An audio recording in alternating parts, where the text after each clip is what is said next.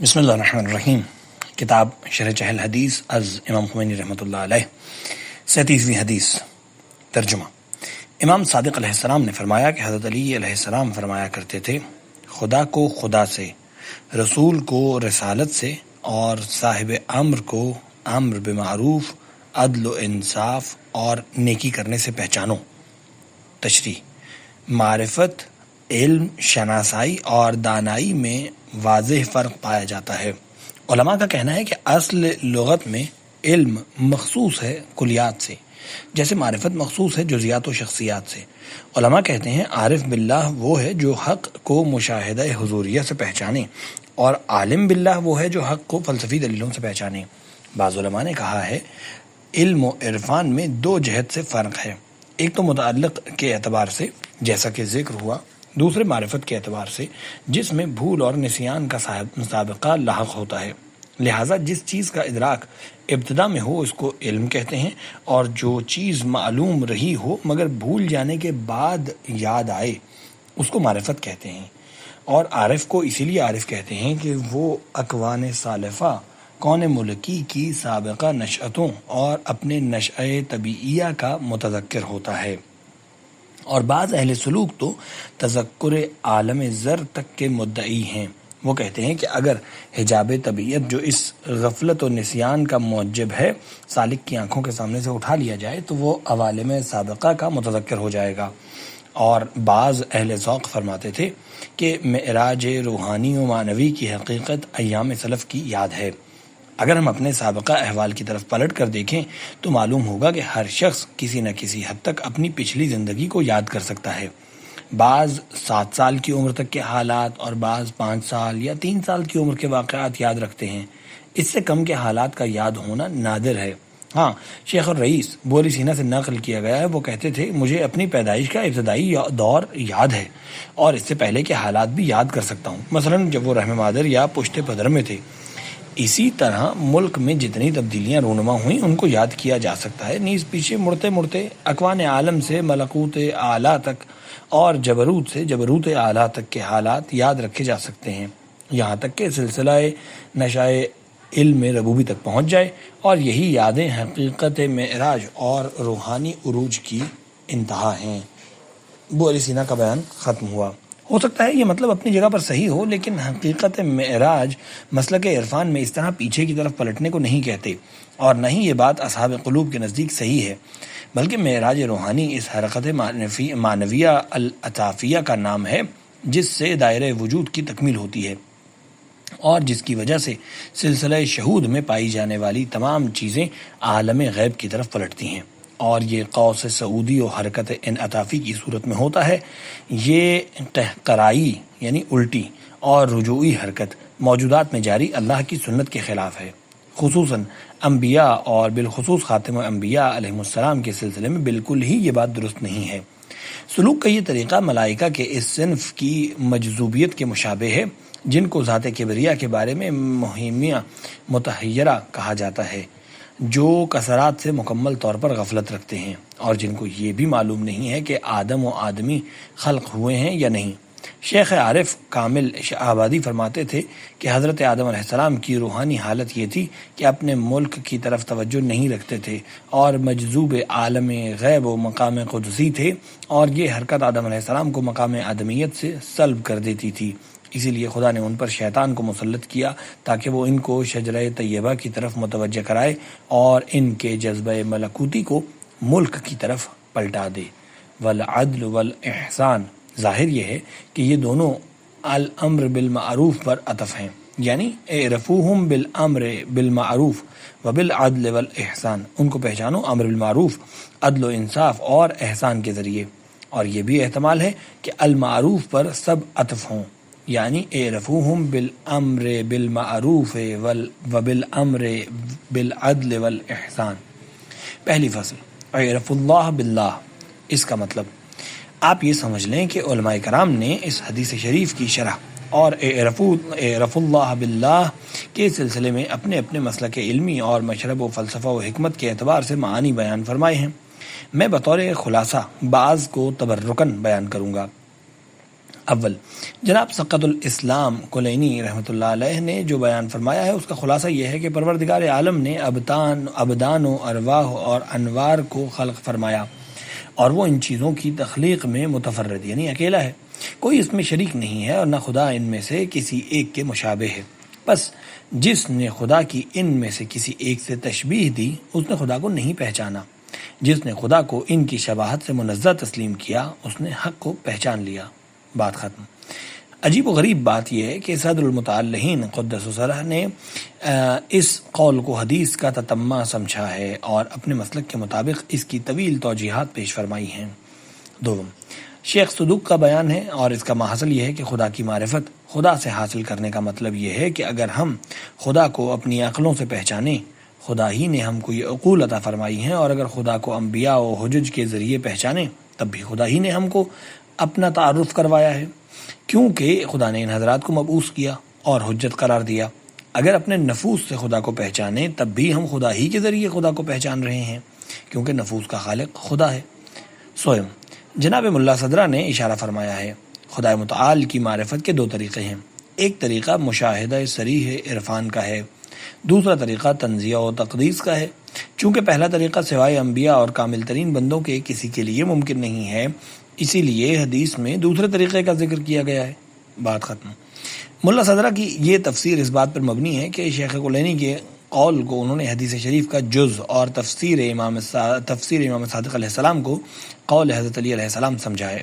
چہارم، جناب ملا فیض کاشانی کی تفسیر ہے، ان کے قول کا ماحصل یہ ہے کہ ہر موجود کے لیے ایک ماہیت اور وجود ہے، کسی بھی شے کی نفسی تعینات اور اس کی وجہ ذاتی اس شے کی ماہیت ہیں، اور ان کا وجود پروردگار کے بعد یعنی رب کی حیثیت سے ہے، یا جس کی بنا پر اشیاء کی ذات قائم ہے اور ان کے آثار ظاہر ہوتے ہیں اور ان کی طاقت و قوت ہوتی ہے۔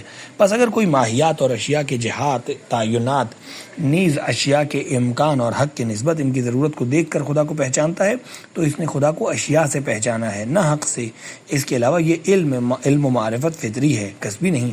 لیکن اگر کوئی حق کو جہات وجودیہ سے پہچانے جو وجہ اللہ اور جہات یدی اللہ ہیں اور جن کی طرف اشارہ ہوا معکم اینما کنتم اور کل شیء ہالک الا وجہہ سے کیا گیا ہے، تو اس نے حق کو حق سے پہچانا ہے۔ پنجم، وہ احتمال ہے جو مصنف کی نظر میں ہے، مگر یہ ایک ایسے مقدمے کے بعد واضح ہوگا جو علم اسماء و صفات میں طے شدہ ہے، اور یہ کہ خداوند عالم کے لیے کچھ اعتبارات ہیں اور ہر اعتبار کے لیے ایک اصطلاح معین ہے۔ پہلا اعتبار ذات من حیث ہی، ذات ہونے کی بنا پر ہے۔ اس اعتبار سے ذات مجہول مطلق ہے، نہ اس کے لیے کوئی اسم ہے نہ کوئی رسم جس سے اس کو پہچانا جا سکے۔ دست امید اور رفع اور آرزو اصحاب قلوب و اولیاء اس سے کوتاہ ہیں۔ ارباب معرفت کی زبان میں کبھی اس کو انقائے مغرب کہتے ہیں، انقا شکار کس نہ شود دام بازگیر، اور بعض اوقات اما یا اما سے تعبیر کیا جاتا ہے۔ چنانچہ روایت ہے کہ رسول خدا صلی اللہ علیہ وآلہ وسلم سے پوچھا گیا، مخلوق کو پیدا کرنے سے پہلے آپ کا خدا کہاں تھا؟ تو آپ نے فرمایا فی اما۔ اور کبھی اس کی تعبیر غیب الغیوب اور غیب مطلق وغیرہ سے بھی ہوئی ہے۔ حقیقت یہ ہے کہ تمام تعبیرات اس سے کوتاہ ہیں، اور انقا یا اما یا دیگر تعبیرات حسب ذوق عرفانی اس مقام سے متعلق کسی دلیل و برہان سے نہیں ہیں۔ دوسرا اعتبار ذات ہے، مقام تعین غیبی اور عدم ظہور مطلق کے ساتھ، اور اسی مقام کو احدیت کہتے ہیں، اور وہ تعبیرات زیادہ تر اسی مقام سے مناسبت رکھتی ہیں۔ اصطلاح علماء اسماء کی رو سے اسی مقام پر اعتبار اسماء ذاتیہ کا اطلاق ہوتا ہے، جیسے باطن مطلق، اول مطلق اور علی و عظیم۔ چنانچہ کافی کی روایت سے پتہ چلتا ہے کہ خداوند عالم نے اپنے لیے سب سے پہلا نام جو اختیار کیا وہ العلی اور العظیم تھا۔ تیسرا اعتبار ذات ہے، حسب مقام واحدیت و جمع اسماء و صفات، اور اس مقام کی تعبیر مقام واحدیت، مقام احدیت، جمع اسماء اور جمع الجمع سے کی جاتی ہے۔ اس مقام کو اعتبار احدیت کے لحاظ سے مقام احدیت جمع مقام اسم اعظم اور اسم جامع اللہ کہتے ہیں۔ چوتھا اعتبار ذات ہے، بحسب فیض مقدس کی تجلی کے مرتبے کے مطابق اور یعنی رویت کے مقامات میں اسماعی اور صفاتی ظہور کے مقام کے لحاظ سے ہے، جیسے کہ مقام و احدیت فیض اقدس کی تجلی کی وجہ سے ہے، اور اس مقام ظہور اسماعی کو مقام ظہور اطلاقی اور مقام الوہیت اور مقام اللہ بھی کہتے ہیں۔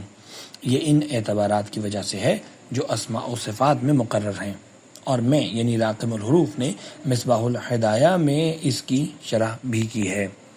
یہ بھی جان لینا چاہیے کہ اہل معرفت اور اصحاب قلوب کی زبان میں رائج یہ تمام اعتبارات ان کے پاکیزہ دلوں پر تجلیات حق کے نقشے کی خبر دینے والی ہیں، اور یہ تجلیات مقامات اور سلوک اولیاء کے مراتب نیز حق کی طرف سفر کرنے والوں کی منازل اور مراحل سفر کے لحاظ سے اسماعی و صفاتی ظہور کے مقام سے شروع ہوتی ہیں، جو مقام الوہیت ہے۔ اس کو اللہ بھی کہا جاتا ہے۔ اللہ نور السماوات والارض کو اسی طرف اشارہ قرار دیتے ہیں، اور یہ تجلیات مقام غیب احدی اور مرتبہ اسماء ذاتیہ اور اسم مستعصر پر ختم ہوتی ہیں، جو غایت سفر اور منتہائی مقصد ہے اور ہو سکتا ہے کہ او ادنا کے ذریعے اشارہ ہونے والے خداوند عالم کا ارشاد کا اشارہ یہی مقام ہو سکتا ہے۔ اب اس مقدمے کے تمام ہونے کے بعد میں عرض کرتا ہوں کہ جب تک طالب حق اور اللہ کی طرف سفر کرنے والے کا قدم فکر و استدلال کی سرحدوں میں ہے، اس کی سیر عقلی علمی ہے، اور وہ اہل معرفت و اصحاب عرفان سے نہیں ہے، بلکہ حجاب اعظم و اکبر میں واقع ہے۔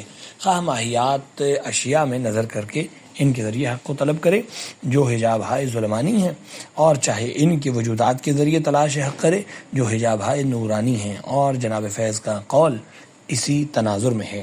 لیکن اللہ کی طرف سفر پر گامزن ہونے کی پہلی شرط نفس اور خود پرستی اور خود خواہی کے گھر سے نکلنا ہے۔ جیسے حصی سفر میں جب تک انسان ایک مقام یا منزل پر ٹھہرا ہوا ہے، جس قدر سفر کا خیال کرے اور کہے کہ میں مسافر ہوں، علمی طور پر سفر کا اطلاق نہیں ہوگا۔ شرعی مسافرت اسی وقت ہوگی جب وہ گھر سے نکل جائے اور آثار بلد ناپید ہو جائیں۔ اسی طرح خدا کی طرف عرفانی سفر اور شہودی ہجرت اس وقت تک نہیں ہوگی جب تک نفس کے تاریک گھر سے نہ نکل جائیں اور اس کے آثار چھپ نہ جائیں۔ جب تک تعینات کی دیواریں کھڑی ہیں اور کثرت کی اذانیں دی جا رہی ہیں، انسان مسافر نہیں ہے، صرف گمان مسافرت ہے اور دعوی سیر و سلوک ہے۔ اعوذ باللہ من الشیطان الرجیم ومن یخرج من بیتہ مہاجرا الی اللہ ورسولہ ثم یدرکہ الموت فقد وقع اجرہ علی اللہ۔ اس کے بعد کہ سالک اللہ کامل تقوی اور قدم ریاضت کے ساتھ اپنے گھر سے نکلتا ہے اور اپنے ہمراہ کوئی تعلق و تعین نہیں رکھتا اور سفر اللہ شروع ہو جاتا ہے، تو اس کے مقدس قلب پر سب سے پہلی تجلی جو خدا کی طرف سے ہوتی ہے وہ تجلی الوہیت و مقام ظہور اسماء و صفات کی ہوتی ہے، اور یہ تجلی بھی ایک منظم ترتیب سے محاطہ یعنی گھیرے ہوئے اسماء سے اسماء محیط تک پہنچتی ہے۔ سفر کرنے والے کے قلب کی قوت و ضعف کے مطابق ایسا ہوتا ہے، مگر اس کی تفصیل اس مختصر سے بیان میں نہیں کی جا سکتی، یہاں تک کہ عالم وجود کے تمام تعینات کے چھوڑ دینے کا مرحلہ آ پہنچتا ہے، چاہے وہ اپنے سے ہو یا غیر سے، جبکہ اس کے بعد والے مراحل و منازل میں تو یہ خود اسی سے ہیں، اور پھر رفظ مطلق کے بعد الوہیت اور مقام اللہ کی جلوہ گری ہوتی ہے، جو مقام احدیت جمع اسماء ظہوری ہے، اور اعرف اللہ باللہ مرتبہ نازلیہ اولیاء کا ظہور حاصل کرتا ہے۔ عارف جب اس منزل و مقام پر پہلی مرتبہ پہنچتا ہے تو اس تجلی میں فنا ہو جاتا ہے، اور اگر عنایت ازلی شامل ہو جائے تو وہ ایسا انس حاصل کر لیتا ہے جس سے سفر کی ساری وحشت اور تمام تعب دور ہو جاتا ہے۔ وہ اپنے ہوش میں آ جاتا ہے اور اسی مقام پر قانع نہیں ہوتا، بلکہ قدم عشق سے سیر کی ابتدا کرتا ہے۔ البتہ عشق کے اس سفر میں حق ہی ابتدا و انتہائی سفر ہوتا ہے۔ مسافر انوار تجلیات میں قدم زن ہوتا ہے اور تقدم کی آواز سنتا ہے، یہاں تک کہ مقام واحدیت میں اسماء و صفات اس کے قلب پر منظم ترتیب سے تجلی کرتے ہیں، یہاں تک کہ مقام احدیت جمعی اور مقام اسم اعظم ظہور پیدا کرتے ہیں کہ وہی اسم اللہ ہے۔ اسی جگہ اعرف اللہ باللہ، خدا کے ذریعے خدا کو پہچانو کا اعلیٰ مقام اجاگر ہوتا ہے۔ اس کے بعد بھی ایک اور مقام ہے جو سردست ہمارے مقصد سے خارج ہے۔ اسی ترتیب سے جو ذکر کی گئی، رسول کو رسالت سے اور اولی الامر کو امر بالمعروف، عدل و انصاف اور احسان سے پہچاننے کی عرفانی ترتیب ایک دلچسپ امر ہے جو مقام رسالت و ولایت کی تفصیل پر منحصر ہے، مگر وہ فی الحال اس کتاب کے موضوع سے خارج ہے۔ البتہ سابق الذکر کتابچہ اس کے بیان کا متکفل ہے۔ ایک گمان کا ازالہ۔ معارف کے سلسلے میں وارد ہونے والی حدیثیں عام معانی پر حمل نہیں کی جا سکتیں۔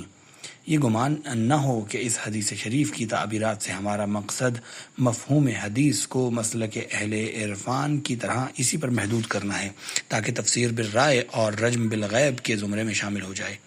ہمارا مقصد یہ ہے کہ عام طور سے معرفت کے بارے میں جو احادیث منقول ہیں ان کے بارے میں یہ طے کر لینا کہ ان سے صرف عرفی معانی مراد ہیں، یہ غلط ہے، کیونکہ جو شخص بھی ائمہ معصومین علیہ السلام کے اسلوب کلام کا عارف ہے وہ جانتا ہے کہ عقائد و معارف میں نقل ہونے والی حدیثوں کا مطلب صرف مفہوم عرف کے مطابق نہیں ہوتا، بلکہ ائمہ علیہ السلام نے اپنی حدیثوں کے باریک ترین فلسفی معانی اور اہل معرفت کے نزدیک اعلیٰ ترین مطالب کو سمو دیا ہے۔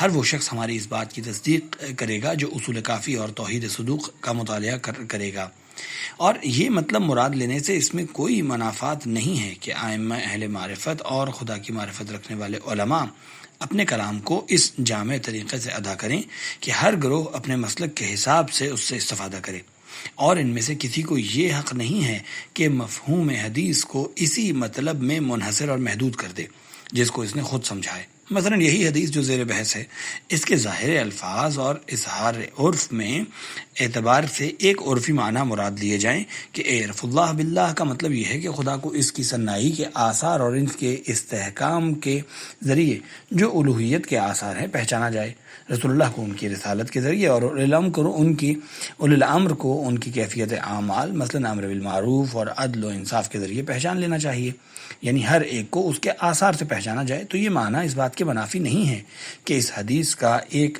دوسرا مطلب بھی ہو جو اس سے لطیف تر ہو اور وہ بمنزلہ باطن کے ہو، بلکہ یہ بھی ممکن ہے اس سے بھی زیادہ کوئی لطیف تر مفہوم ہو جو باطن ہو۔ مختصر یہ کہ اولیاء کے کلام کا قیاس اپنے کلام پر نہ کرو جس طرح ان کا قیاس اپنے اوپر کرنا باطل و غلط ہے۔ اس اجمال کی تفصیل اور اس نقطے کی تشریح اس وقت ہم نہیں کر سکتے۔ یہاں پر ایک عجیب و غریب بات بعض حضرات نے بطور طعن و اشکال کہی ہے کہ ائمہ ہدی علیہ السلام کا ہر کلام لوگوں کی ہدایت اور ارشاد کے لیے ہوتا ہے، اس لیے اس کا فہم عرف کے مطابق ہونا ضروری ہے۔ باریک فلسفی یا عرفانی معانی ان کی طرف سے صادر نہیں ہونے چاہیے۔ یہ بہت بڑا افتراء ہے اور بہت بڑی تہمت ہے جس کی وجہ اخبار اہل بیت علیہ السلام میں تدبر نہ کرنے اور ان کا تلاش نہ کرنے کے علاوہ بعض دیگر امور بھی ہے۔ بڑے تعجب کی بات ہے، اگر توحید اور معارف کی باریکیوں کو انبیاء اور اولیاء علیہ السلام نہیں سمجھائیں گے تو پھر کون سمجھائے گا؟ کیا توحید اور دوسرے معارف باریک نکات پر مشتمل نہیں ہیں؟ کیا تمام لوگوں کی معرفت یکساں ہیں؟ کیا ہماری اور امیر المومنین علیہ السلام کی معرفت ایک جیسی ہے؟ دونوں کی معرفت وہی عامیانہ ہے یا دونوں میں فرق ہے؟ کیا معرفت کی تعلیم لازم نہیں ہے؟ کیا معرفت بہت ہی آسان ہے اور اس میں رجحان بھی نہیں؟ ائمہ علیہ السلام نے اس کو کبھی کوئی اہمیت نہیں دی۔ جو حضرات خواب و خوراک اور بیت الخلاء کے مستحب آداب تک کو ترک نہ کریں، کیا وہ معارف الہیہ کو جو اولیاء کا انتہائی مقصد ہے ترک کر دیں گے؟ اس سے بھی زیادہ تعجب اس پر ہے کہ بعض ایسے حضرات ان مفاہیم کے تو منکر ہیں لیکن فقہ سے متعلق روایات کے سلسلے میں جس کا سمجھنا عرف پر موقوف ہے بحث کا اتنا وسیع دائرہ پھیلا دیتے ہیں جس کو سمجھنے سے عرف کی کیا بات عقل عاجز ہو جاتی ہے، اور کہتے ہیں یہ تو عرف کا ایک انحصاری مسئلہ ہے، جس کو یقین نہ ہو تو علی الید ما اخذت حتی تودی اور اس قسم کے دیگر قواعد کلیہ کی طرف رجوع کرے، خصوصاً معاملات کے باب میں۔ بہرحال ہم موضوع سے ہٹ گئے اور قلم اپنی حد سے آگے بڑھ گیا۔ راقم خدا کو گواہ کر کے کہتا ہے کہ میرا مقصد اس کے علاوہ کچھ نہیں ہے کہ اپنے برادران ایمانی کو معارف الہیہ سے آشنا کرواؤں۔ واستغفر اللہ من الذلل والفشل والکسل والحمد للہ اولا وآخر۔